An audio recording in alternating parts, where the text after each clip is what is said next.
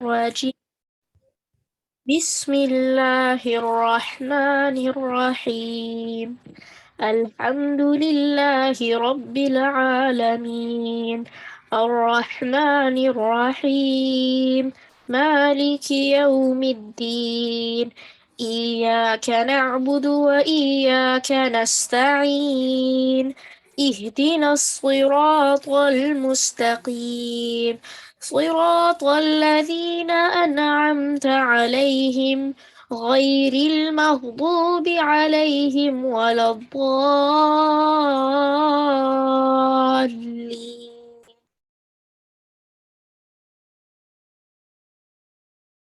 اعوذ باللہ من الشیطان الرجیم، بسم اللہ الرحمن الرحیم۔ السلام علیکم ورحمۃ اللہ وبرکاتہ۔ امید ہے آپ سب خیر و عافیت سے ہوں گے۔ اللہ سبحانہ و تعالی ہم سب کو عافیت میں، خیر میں، بھلائی میں رکھے۔ اللہ تعالی ہم سب سے راضی ہوں۔ آپ سب کو اہلاً و سہلاً مرحباً کہوں گی۔ اللہ سبحانہ و تعالی آپ کا آنا قبول کرے۔ آپ سب کو ویلکم ٹو آل کہوں گی اس الحمدللہ سورہ ملک کے حفظ میں انشاءاللہ۔ اللہ تعالیٰ سے دعا کریں گے جو بھی ہم پڑھیں پڑھائیں، سیکھیں سکھائیں، یاد کریں، اسے اللہ تعالیٰ اپنی رحمت سے قبول کر لے انشاءاللہ۔ پہلے دعا کرتے ہیں۔ نحمدہ ونصلی علی رسولہ الکریم، اما بعد فاعوذ باللہ من الشیطان الرجیم، بسم اللہ الرحمن الرحیم۔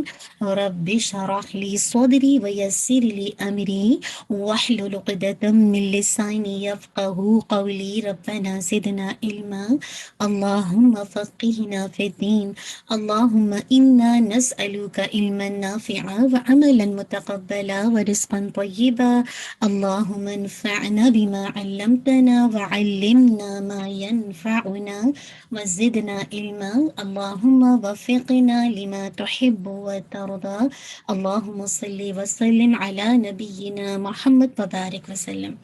مجھے امید ہے کہ آنے سے پہلے آپ سب اپنی نیتوں کا جائزہ لیا ہوگا۔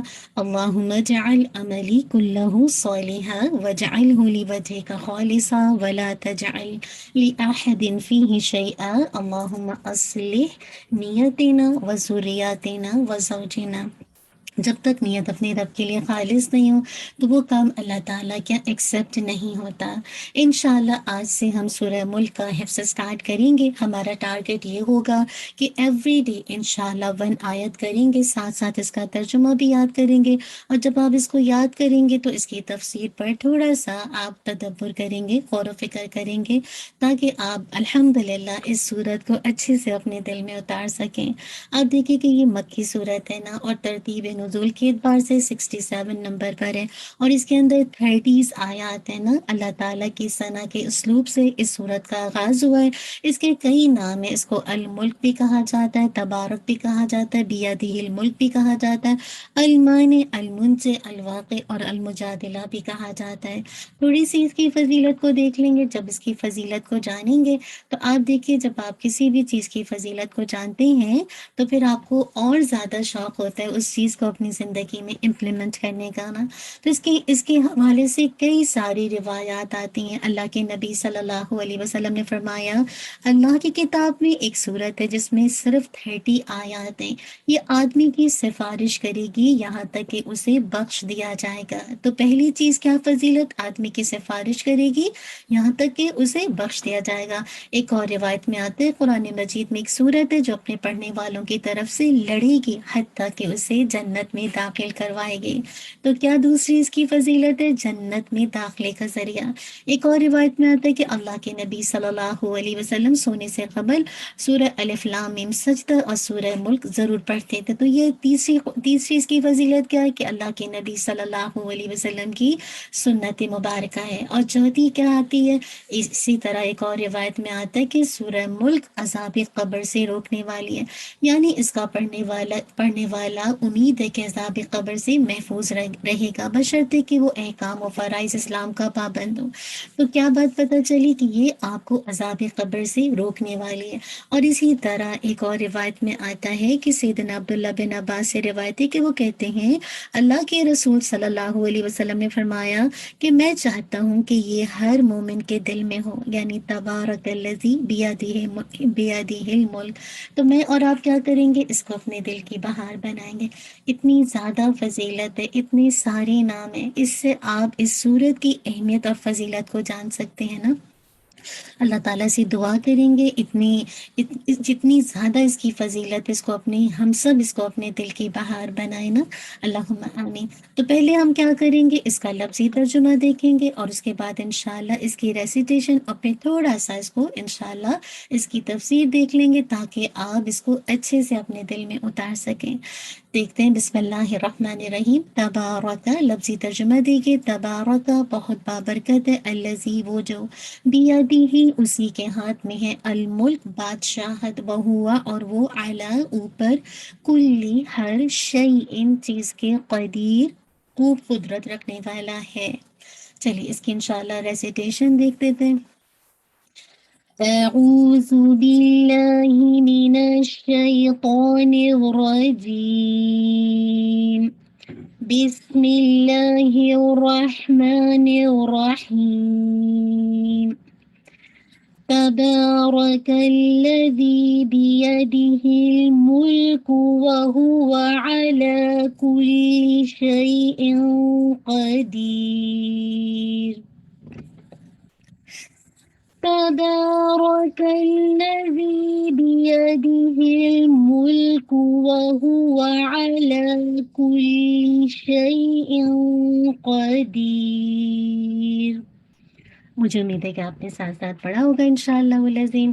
تو آپ کا ہوم ورک یہ ہے کہ آپ نے انشاءاللہ ریسیٹیشن یعنی ون آیت کی، اور ساتھ ساتھ اس کا ترجمہ بھیجنا ہے۔ تھوڑا سا تجوید کا خیال رکھیے گا، تا لائٹ رکھیے گا، با کو تو کون پڑھے گا، را کو ہیوی رکھیے گا، کاف کو لام کے ساتھ صحیح سے ہٹ کیجیے گا، کلذی، زی کیا زی کا ٹو کون پڑھیے گا، اس کو میک شور کیجیے گا زال کا مخرج جو زی نہیں ہوگا، بیدی ہل، لام کو آپ نے ہٹ کرنا ہے لیکن اس کو باؤنس نہیں کرنا ہے، ہل ایسے کر کے، ملک میم کی دمہ شارپ، کاف کی دمہ شارپ، وہ ہوا ہر ایک کو اس کا حق دینا ہے، ٹھیک ہے، وہ ہوا ساؤنڈ بھی کمپلیٹ ہو اور حق بھی دیا جائے گا۔ آئین نکالیے گا، لام کا ٹو کان، کلی، کاف کی دمہ بالکل شارپ، لام کی کسرہ شارپ ہوگی، شیء، ٹھیک ہے، شیء اس کو آپ نے ٹو کان پڑھنا، شے نہیں پڑھنا، شیء نہیں، شیء قدیر، میک شور کیجیے گا قاف ہیوی، اور جب آپ اس کو روکیں گے تو را بھی آپ کا لائٹ رہے گا، اس کو 4 کاؤنٹ کر کے آپ اس کو روکیے۔ چلیے الحمدللہ آپ نے اس کو بھیجنا ہے، ہم تھوڑی سی اس کی تفسیر کو دیکھ لیتے ہیں تاکہ ہمیں اور زیادہ اس کے بارے میں شوق پیدا ہو، اللہم آمین۔ دیکھیے تبارک کی مختلف معنی ہیں نا، لیکن اگر آپ اس کا روٹ ورڈ دیکھتے ہیں تو با را کاف ہے، اس کی 2 مصدرات ہیں، ایک ہوتا ہے براکاتن، جو براکاتن ہے اس کے میننگ میں بہت زیادہ کثرت پائی جاتی ہے، بہت زیادہ جسے کہا جائے بہت اضافت کا میننگ پایا جاتا ہے، فراوانی کا میننگ پایا جاتا ہے نا۔ تو یہ جو برکت کا میننگ کیا مطلب ہے کہ مراد ہے کہ بہت زیادہ بابرکت ہے اللہ کی ذات نا، بہت زیادہ ایگزیجوریشن ہے۔ دیکھیے ایک ہوتا ہے بارہ کا، بارہ کا میننگ کیا ہوتا ہے، جیسے ہم کسی کو کہتے ہیں اللہ تمہیں برکت دے، اس میں بھی بہت زیادہ برکت کا میننگ ہے، لیکن جب تا لگ جاتی ہے، یہ جو تا لگی ہے نا تبارک، یہ ذاتی کی وجہ سے، یعنی اب اس میں بہت زیادہ شدت آ گئی ہے، یعنی بہت زیادہ بابرکت ہے، بہت زیادہ خیر پہنچانے والا ہے۔ اور اس کا دوسرا میننگ کیا ہوتا ہے، یہ بروک سے بھی آتا ہے، یہ اس کا دوسری معنی ہوتا ہے کثرت، خیر اور دوام خیر کے لیے بھی آتا ہے نا، یعنی اس کے اندر بہت زیادہ ثبات و لزوم کا میننگ پایا جاتا ہے۔ تو یہاں پہ کیا بات پتہ چلی کہ کمال درجے کی فراوانی، بھلائی کا نازل ہونا اور اس کی خیر کا ہمیشہ قائم رہنا، اسی کی جسے کہا جائے بلندی ہے، اسی کی طرف سے جسے کہا جائے اسی کی عظمت ہے، اسی کی بزرگی ہے۔ تو یہ ساری چیزیں الحمدللہ اس کی میننگ میں آ جائیں گے۔ عام طور پر جب ہم لوگوں کو دعا دیتے تو ہم کیا کہتے ہیں، بارک اللہ فیک یا اللہم بارک، ہے نا، لیکن جب ہم جسے کہا جائے اللہ تعالیٰ کے لیے برکت کے الفاظ کو استعمال کریں گے تو اس کے لیے تبارک کا ورڈ استعمال ہوتا ہے، اور یہ خاص اللہ کے ساتھ ہے۔ لوگوں کو جب ہم برکت کی دعا دیں گے تو بارک اللہ کہیں گے یا اللہم मुबारक अल्लाह ताला की तरफ मंसूब होने से हर चीज़ बाबरकत हो जाती है। जैसे देखिए बैतुल्लाह, रसूल अल्लाह, दीन अल्लाह, तो ये चीज़ें ऑटोमेटिकली चूंकि अल्लाह से ताल्लुक़ रखती हैं तो ये भी बाबरकत हो गई। इसी तरह जिस चीज़ में अल्लाह ताला बरकत रखे वो भी बाबरकत हो जाती। जैसे मक्का देखिए कितना, मदीना कितनी बरकतें हैं वहाँ, मस्जिद अक्सा को देखे। इसी तरह देखिए सहाबा रदी अल्लाह अन्हुम क्या करते थे, अल्लाह के नबी के वुदू का पानी लेते थे बरकत के लिए। इनके अलावा किसी और से ऐसा करना साबित नहीं है।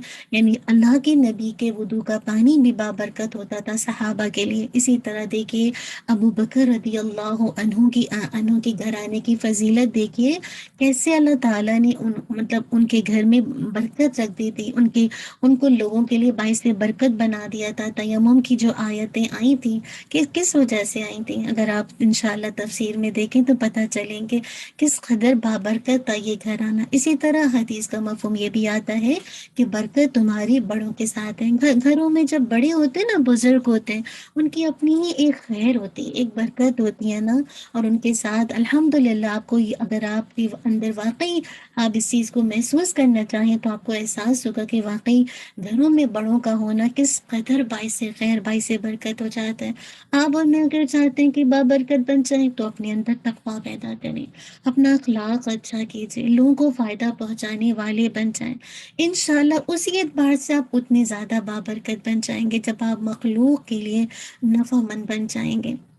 तो मैं और आप जब गुनाह करते हैं, अल्लाह के हुक्म की नाफरमानी करते हैं, अल्लाह के जिक्र से गफलत बरतते हैं, तो बरकत हमारी जिंदगियों से चली जाती है। आप देखिए कुछ लोग इतने बाबरकत होते हैं, थोड़े ही जिंदगी में बहुत कुछ करके चले जाते हैं। कुछ लोगों को बहुत लंबी उम्र मिलती है लेकिन उनकी जिंदगी में वो बरकत नजर नहीं आती। तो असल बात है कि सारी जिसे कहा जाए बरकत का जो सरचश्मा है वो अल्लाह सुब्हानहू व तआला की ज़ात है। अल्लाह ताला बहुत ज़्यादा बाइस बरकत है ना। आप ये देखिए कि यानी वो खैर और भलाई में सारी कायनात में बेइंतहा बढ़ा हुआ है ना, और बुलंदी बड़ाई एहसान गर्ज हर लिहाज से बेहद हिसाब जिसे कहा जाए बेहद व हिसाब में क्या खूबी और भलाइयों में वो एक जामे है। तो ये बताया, साथ में देखिए बियादी ही का वर्ड आया ना, और ये देखिए कलाम में जब लाया जाता है ना, पहले लाने से क्यों लाया गया, कलाम में हसर पैदा किया गया है, यानी ये सिर्फ उसी के हाथ में है। तो यहाँ ये एक सवाल पैदा होता है, दुनिया में बादशाह तो बहुत है, फिर अल्लाह ताला ये कैसे फरमा रहे हैं कि तमाम बादशाह सिर्फ उसी के हाथ में। जवाब ये है कि दुनिया का जो भी सारा निज़ाम है ना वो एक दूसरे की मोहताजी पर चल रहा है, एक दूसरे पर डिपेंड होने पर चल रहा है। आप देखिए अवाम है, रियाया है, अपनी ज़रूरियात के लिए जैसे उसकी जान और माल है, इज्जत व आबरू है, दीन व ईमान है, उसकी हिफाजत के लिए क्या बादशाह की मोहताज है।